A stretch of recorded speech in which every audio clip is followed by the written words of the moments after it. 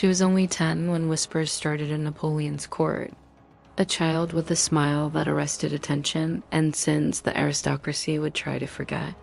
This is the story of Pauline Bonaparte, a woman who burned the polite rules of her time and left the halls of Europe still echoing with scandal. Introduce Pauline as the younger sister in the restless Bonaparte family. Describe her childhood on Corsica and early arrival in the turbulent world of revolutionary France. Emphasize contrasts, noble birth versus unruly spirit. Born into upheaval, Pauline's charm was her currency.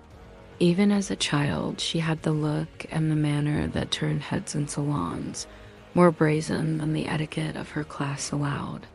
Short anecdote, a young Pauline drawing attention in salons, use evocative phrasing, not fabricated facts.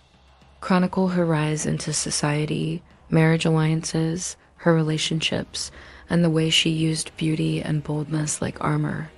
Show how she cultivated a reputation, provocative clothes, blunt behavior, and open defiance.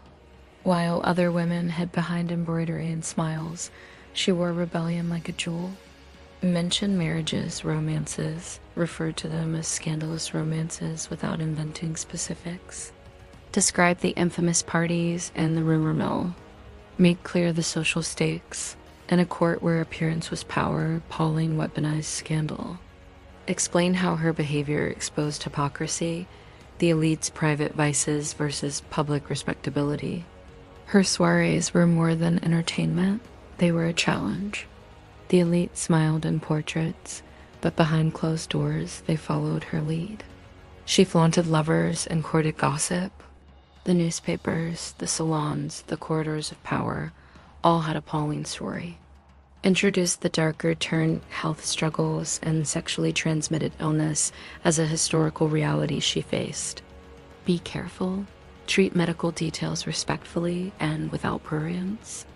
Even scandal could not protect her from consequence. Disease arrived like a shadow, a private wound in a public life. But she did not vanish. She returned to France with the same smile, as if scandal itself could not claim her. Show Pauline's return and continued social power. Discuss how she managed reputation, not retreating, but amplifying her legend. Frame her choices as both self-destructive and fiercely autonomous. For many women of her era, scandal meant exile. For Pauline, scandal became legacy. She refused the princess role that others prescribed. Instead, she chose an identity that would be told in salon whisper and historian's footnote alike. Reflect on how history remembers Pauline, not only as scandal, but as a woman who challenged norms. Raise questions about agency, public versus private life, and the cost of defiance.